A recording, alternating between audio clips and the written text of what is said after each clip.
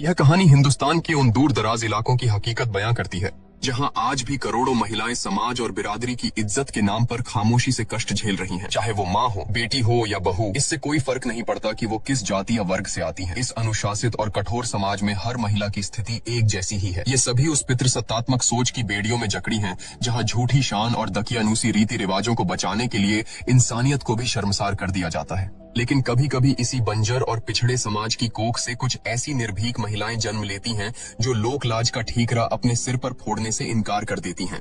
वो सदियों पुरानी जंजीरों को तोड़कर एक आजाद पंछी की तरह खुले आसमान में उड़ने की हिम्मत जुटाती हैं। कहानी की शुरुआत होती है गुजरात और राजस्थान की सीमा पर, जहां रेगिस्तान के बीचों बीच एक छोटा सा गांव बसा हुआ है। यहाँ किशन नाम का एक आदमी है जो शहर के बड़े सेठों से हैंडीक्राफ्ट का काम लाते हैं और गाँव की महिलाओं को रोजगार देता है। किशन के इस छोटे से वर्किंग ग्रुप में दो महिलाएं काम करती हैं, लाजो और रानी। भले ही लाजो और रानी ने कभी स्कूल का मुंह न देखा हो, वे पढ़ी लिखी ना हो, लेकिन उनके दिल में भी जिंदगी को अपनी शर्तों पर जीने की एक दबी हुई ख्वाहिश जरूर है। रानी की जिंदगी आसान नहीं रही है। उसका एक 15 साल का बेटा है जिसका नाम गुलाब है। गुलाब अपने पिता की ही तरह ट्रक चलाने का काम सीख रहा है। बहुत साल पहले एक भयानक सड़क हादसे में रानी के पति की मौत हो गई थी। उस वक्त रानी की उम्र महज 16 या 17 साल रही होगी। इतनी कच्ची उम्र में ही विधवा होने के बाद रानी के कंधों पर पूरे परिवार का बोझ आ गया। तब से लेकर आज तक उसने हर मुसीबत का सामना करते हुए अपने परिवार को बखूबी संभाला है। घर में उसकी बूढ़ी सास भी है जो अब काफी बीमार रहती हैं और उनका पूरा दिन बिस्तर पर ही गुजरता है। अब जब उसका बेटा गुलाब बड़ा हो गया है और थोड़े पैसे कमाने लगा है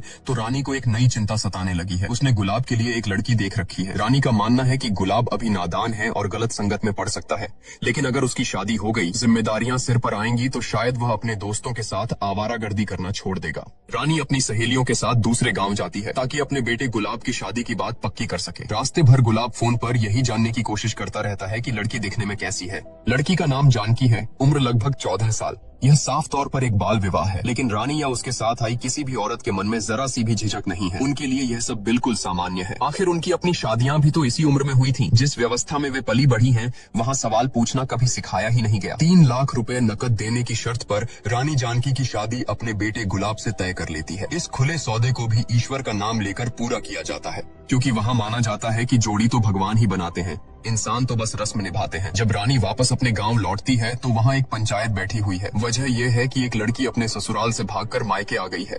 पंचायत में लड़की की मर्जी की कोई अहमियत नहीं। सब मिलकर यह फैसला सुनाते हैं कि उसे वापस ससुराल भेजा जाएगा, क्योंकि समाज के हिसाब से लड़की का असली घर तो उसका ससुराल ही होता है। चाहे वहाँ उसके साथ कैसा भी व्यवहार हुआ हो, चाहे उसने कितना ही अपमान और अत्याचार सहा हो, इन सब बातों को घर की बात कहकर दबा दिया जाता है। लड़की के माँ बाप सब कुछ जानते हुए भी उसे वापस भेज देते हैं। समाज की बदनामी का डर, रिश्तों की झूठी मर्यादा और लोकलाज का बोझ, इन सब के आगे उनकी बेटी की जिंदगी छोटी पड़ जाती है। उन्हें यह भी फर्क नहीं पड़ता कि ससुराल लौटकर वह लड़की किस हाल में रहेगी या वह खुद को ही क्यों न खत्म कर ले। इस समाज में औरत की तकलीफ से ज्यादा जरूरी उसकी चुप्पी होती है। हम देखते हैं कि किशन, जो अब गाँव में है, उसने कभी शहर में रहते हुए एक पढ़ी लिखी नॉर्थ ईस्टर्न लड़की से शादी की थी।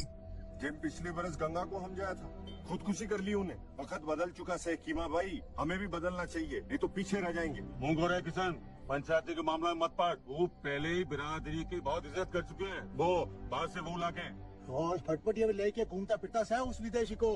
मैं कोई आसमान से टपकी नहीं हूँ, मणिपुर की रहने वाली हूँ। रोज फटफटिया में चढ़ के मैं बस स्टॉप जाती हूँ अपने पति के साथ। इसमें शर्म से मरने वाली बात क्या है? ज्यादा पढ़ाई की ठोस मती दे हमें। उसकी इस लव मैरिज ने गांव के ठेकेदारों की नजरों में समाज की इज्जत को मटियामिट कर दिया था। खानदान की इज्जत के नाम पर उस लड़की को जबरन वापस भेज दिया गया। जाते वक्त उस लड़की की आंखों में सिर्फ आंसू नहीं थे, बल्कि अपने ही लोगों और अपने पति द्वारा मिले उस विश्वासघात की गहरी पीड़ा थी, जिसे शब्दों में बयां नहीं किया जा सकता। वक्त बदला और गांव में एक डांस कंपनी ने अपना डेरा जमाया। यह कंपनी यहाँ कई दिनों तक रुकने वाली है। इस कंपनी की जान और सबसे बड़ा आकर्षण है बिजली, जिसके मंच पर आते ही पूरा गांव उसकी एक झलक पाने को बेताब हो जाता है। उसकी हर लचक के साथ लोगों की धड़कनें थिरकने लगती हैं। लेकिन बहुत कम लोग जानते हैं कि यह बिजली रानी की बचपन की सहेली है। उनकी यह दोस्ती तब शुरू हुई थी जब वे महज 14 से 15 साल की थी। रानी को वो दिन याद है जब उसका पति अक्सर बिजली के पास जाया करता था। एक रात बिजली खुद रानी के पति को, जो नशे में धुत था, घर छोड़ने आई थी। तब रानी इतनी भोली और नादान थी कि उसे बिजली में एक शुभ चिंतक नजर आई। उसने बिजली को खाना खिलाया और रात भर उससे बातें करती रही। उसे अंदाजा ही नहीं था कि उसके पति और बिजली के बीच क्या रिश्ता है। रानी के पति की मौत के बाद भी बिजली का आना जाना नहीं रुका। वह हर साल किसी न किसी बहाने रानी से मिलने आती रही और वक्त के साथ सौतन जैसा वो रिश्ता एक गहरी दोस्ती में बदल गया। क्योंकि डांस कंपनी अब गाँव में ही है, तो रानी और लाजो बिजली से मिलने उसके तंबू में जाती हैं।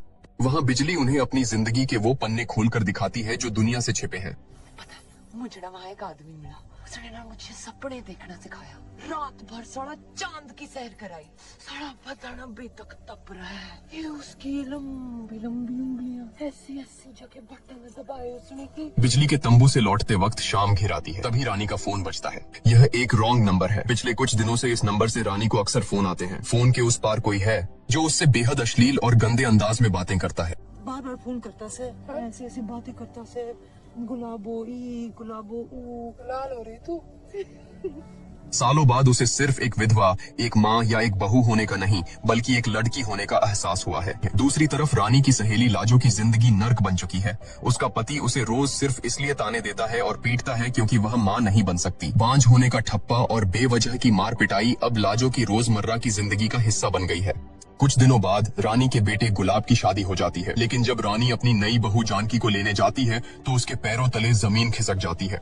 जानकी के बाल बेतरतीब तरीके से कटे हुए और बहुत छोटे हैं। गांव के इस रूढ़िवादी समाज में जहां औरत के लंबे बाल ही उसकी सुंदरता और इज्जत माने जाते हैं, वहां बहू के छोटे बाल होना किसी सामूहिक शर्मिंदगी से कम नहीं था। रानी जानती है कि अगर गांव वालों ने जानकी को ऐसे देख लिया तो घर की बची खुची इज्जत भी मिट्टी में मिल जाएगी। लेकिन वह खाली हाथ भी नहीं लौट सकती थी, क्योंकि इससे तो और भी ज्यादा बदनामी होती। मजबूरी में वह जानकी का सिर पल्लू से पूरी तरह ढक देती है और उसे लेकर बस में बैठ जाती है। लेकिन किस्मत को कुछ और ही मंजूर था।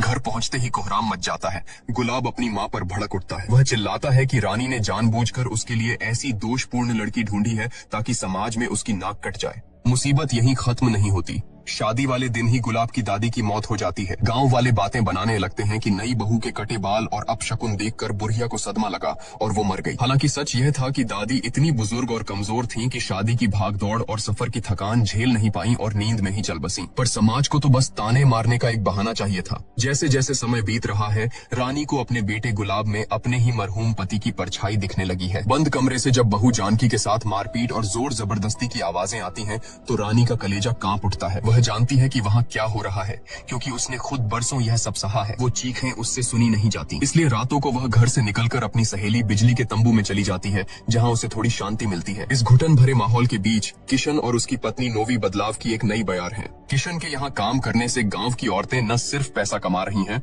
बल्कि अपने पतियों पर उनकी निर्भरता भी कम हो रही है। किशन की पत्नी नोवी उन्हें पढ़ाई लिखाई की अहमियत समझा रही है। औरतें अब थोड़ी बहुत अंग्रेजी भी बोलने लगी हैं और शहर से बड़े बड़े ऑर्डर लाने में मदद करती हैं। लेकिन गुलाब जैसे मर्दों को यह बदलाव फूटी आंख नहीं सुहाता। उनकी नजर में किशन और उसकी पत्नी औरतों को बिगाड़ रहे हैं, उन्हें उनकी औकात से बढ़कर सोचना सिखा रहे हैं। गुलाब का मानना है कि अगर औरतें ज्यादा पढ़ लिख गईं, तो किताब उनके सर पर चढ़ जाएगी और वो काबू से बाहर हो जाएंगी। गुलाब की नफरत और कुंठा अब पागलपन की हद पार कर चुकी है। एक दिन वह और उसके आवारा दोस्त किशन के तैयार किए हुए हैंडीक्राफ्ट प्रोडक्ट्स पर पेशाब करते हैं और उन्हें अपने पैरों तले बुरी तरह रौंद देते हैं। गुलाब को इस बात का रत्ती भर भी एहसास नहीं कि जिन चीजों को वह अपनी मर्दानगी के नशे में बर्बाद कर रहा है, उन्हें बनाने में किसी और की नहीं बल्कि उसकी अपनी माँ और गाँव की बहनों का खून पसीना लगा है। वह अपनी ही थाली में छेद कर रहा है। एक दिन लाजो उसके घर आती है। आज वह हमेशा की तरह चहक नहीं रही, बल्कि बहुत उदास है। उसके पति ने शराब के नशे में उसे आज जानवरों की तरह पीटा है। यूं तो मार खाना उसके लिए रोज की बात है, पर आज उसके शरीर पर पड़े नील और जख्म गवाही दे रहे हैं कि दरिंदगी की सारी हदें पार हो गई हैं। रानी खामोशी से लाजो के जख्मों पर मरहम लगाने लगती है। रानी की उंगलियों का वह नरम स्पर्श, लाजो ने ऐसा अपनापन और सुकून अपने पति के हाथों में कभी महसूस नहीं किया था। उस पल दर्द और संवेदना के उस नाजुक धागे में बंधकर दोनों भावनाओं में बहने लगती हैं। वे एक दूसरे के करीब आ ही रही होती हैं कि तभी वहां रानी की बहू जानकी आ जाती है और उन्हें झटके से एक दूसरे से अलग होना पड़ता है। अगली सुबह गुलाब के कुछ दोस्त घबराए हुए रानी के पास आते हैं। खबर मिलती है कि गुलाब बड़ी मुसीबत में है। वह जहां अक्सर अपनी हवस मिटाने जाता है, वहां बिना पैसे लिए चला गया था। उसका पिछला हिसाब भी बाकी था, इसलिए वहां के दलालों और गुंडों ने उसे बंधक बना लिया है। एक माँ की मजबूरी देखिए। उस बेटे को छुड़ाने के लिए जो रोज उसका अपमान करता है, रानी को किशन से मदद मांगनी पड़ती है। इतना ही नहीं, उसे उस बेटे की जान बचाने के लिए अपना मंगलसूत्र तक बेचना पड़ जाता है। दूसरी तरफ घर के बाहर एक अलग ही मूक प्रेम कहानी चल रही है। एक लड़का रोज दूर गांव से साइकिल चलाकर आता है। वह घर के अंदर नहीं आता, बस दूर से जानकी को एक नजर देखता है और वापस चला जाता है। कभी कभी वह जानकी के लिए चुपके से किताबें भी छोड़ जाता है। असल में यह लड़का जानकी का स्कूल का साथी है। वे एक दूसरे को पसंद करते थे, लेकिन वह गरीब था, जानकी के घर वालों की मुंहमांगी रकम नहीं दे सका, इसलिए यह रिश्ता नहीं हो पाया। अब राज खुलता है कि जानकी के बाल छोटे क्यों थे।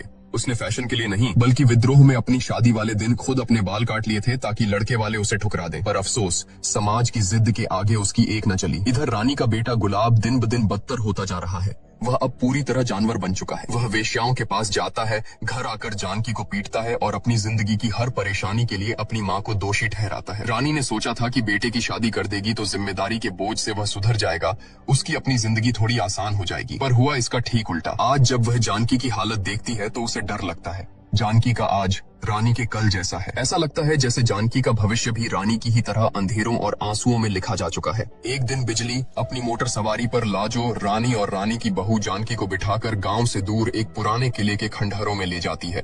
गांव की चारदीवारी से दूर खुले आसमान के नीचे उन तीनों को पहली बार आजादी का असली मतलब समझ आता है। रानी और लाजो को लगता है कि बिजली की जिंदगी कितनी हसीन है। न समाज की फिक्र, न घर की जंजीरें, बस पूरी दुनिया में बेफिक्र होकर घूमना। बातों बातों में जब बच्चे का जिक्र छिड़ता है तो लाजो का दर्द छलक आता है।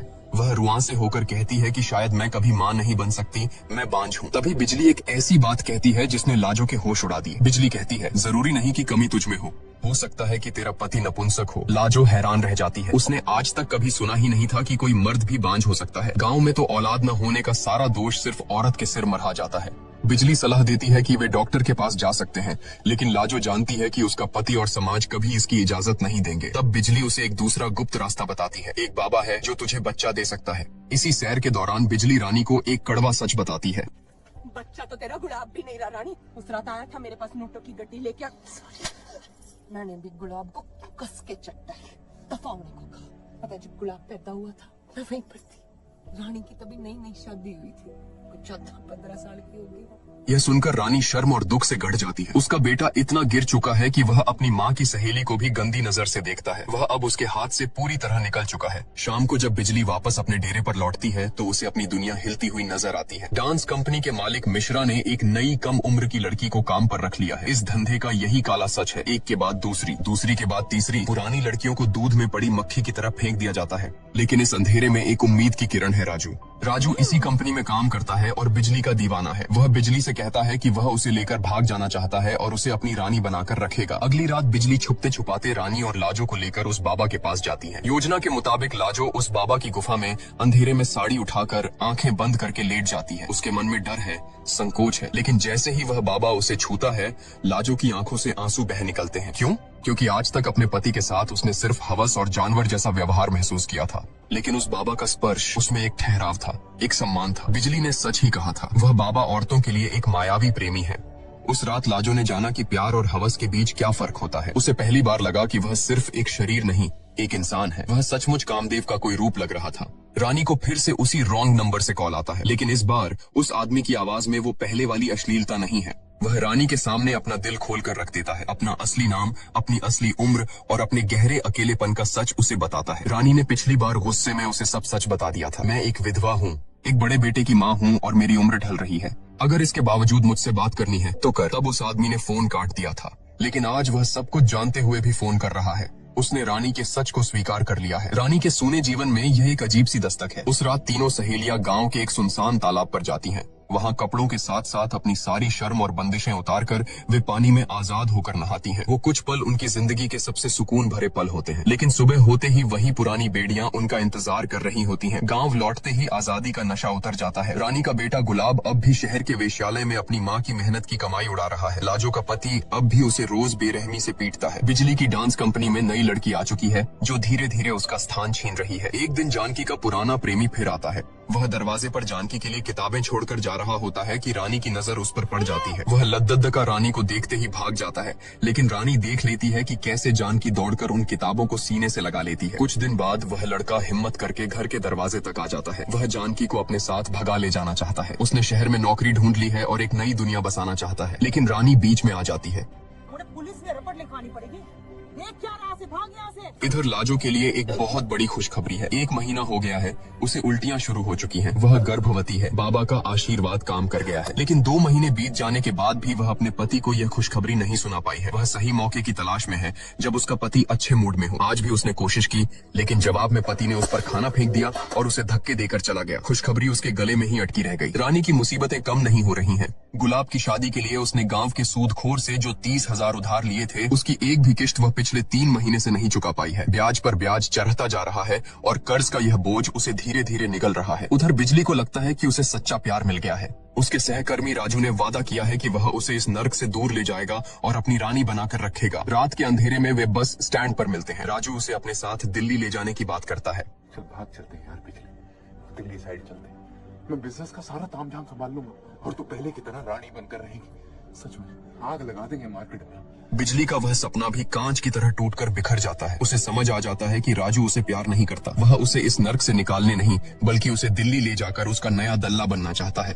बिजली ने गलत सोचा था कि वह कभी घर बसा सकती है। उसे एहसास हो गया है कि वह जिस दलदल में फंसी है, वहां से निकलने का कोई रास्ता नहीं है। यह कीचड़ उसे ताउम्र जकड़े रखेगा। नवरात्रि शुरू होने वाली है। घर में एक नया क्लेश खड़ा हो जाता है। रानी देखती है कि उसके बक्से से पैसे गायब हैं। शक की सुई सीधे उसकी बहू जानकी पर जाती है। रानी आरोप लगाती है कि जानकी ने वो पैसे अपने प्रेमी को दिए होंगे, लेकिन सच तो यह था कि पैसे जानकी ने नहीं बल्कि गुलाब ने चुराए थे, ताकि वह कोठे पर अपना शौक पूरा कर सके। रात में जब गुलाब नशे में धुत होकर घर लौटता है और जानकी उससे पैसों के बारे में पूछती है, तो वह जानवर बन जाता है। वह जानकी को बुरी तरह पीटना शुरू कर देता है। रानी जब अपनी बहू को बचाने बीच में आती है, तो गुलाब अपनी माँ को भी नहीं बख्शता। वह गालियां देता है और अपनी माँ के चरित्र पर ऐसा घाव करता है जो कभी नहीं भरेगा। अब मुझे समझ में आया मेरे बाप ने तुझे क्यों छोड़ दिया। यह कहकर वह घर से निकल जाता है। बेटे के मुंह से यह बात सुनकर रानी अंदर तक मर जाती है। दूसरी तरफ दशहरे से ठीक 1 रात पहले बिजली के साथ वही हुआ जिसका उसे डर था। कुछ लड़की ने, जो ग्राहक बनकर आए थे, अपने दोस्तों के साथ मिलकर उसका रेप किया। भले ही वह एक नचनिया है, उसका काम लोगों का मनोरंजन करना है, लेकिन उसका भी एक आत्मसम्मान था जिसे बीती रात पूरी तरह कुचल दिया गया। अब वह और ज्यादा यह जलालत नहीं सह सकती। उसकी सहन शक्ति जवाब दे चुकी है। उधर रानी ने एक फैसला कर लिया है। वह नहीं चाहती कि उसकी बहू जानकी का भविष्य भी उसके जैसा हो, घुट घुट कर जीने वाला। वह जानकी को एक ऐसे लड़के के साथ बांध कर नहीं रख सकती जो उसकी रत्ती भर भी कद्र नहीं करता। रानी एक बड़ा कदम उठाती है। गुलाब की शादी के लिए उसने जो कर्ज लिया था, उसे चुकाने के लिए वह अपना घर और अपनी जमीन सूदखोर को बेच देती है। कर्ज चुकाने के बाद जो पैसे बचते हैं, वह उन्हें लेकर जानकी के प्रेमी के पास जाती है। स्कूल में दाखिला करवा देना। कुछ भी हुआ ना, जिंदा नहीं छोड़ूंगी, याद रखना। तारे लिए मोबाइल है, फोन करना। अम्मा, आपकी बहुत याद आएगी। अरे नवा घर में रहने आऊंगी मैं। भगवान खुशी रखे।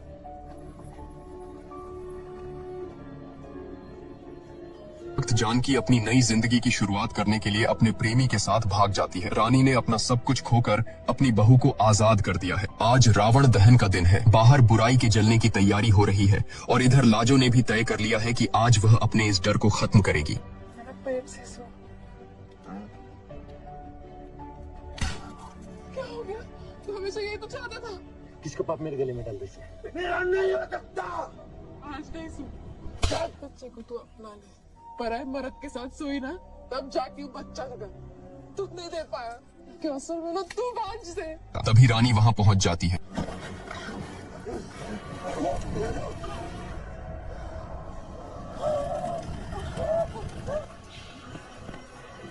इधर लाजो और रानी बदहवास हालत में भागकर बिजली के पास पहुंचती हैं। बिजली को समझाने की जरूरत नहीं पड़ी। उसने उनकी हालत देखी और समझ गई कि यही वो वक्त है। अभी नहीं तो कभी नहीं। बिजली अपनी मोटर निकालती है और तीनों गांव छोड़कर भाग निकलते हैं। बदलाव किसी योजना से नहीं, ऐसे ही आनन फानन में होता है। उन्होंने इस सड़े गले समाज को उसके हाल पर छोड़ दिया है।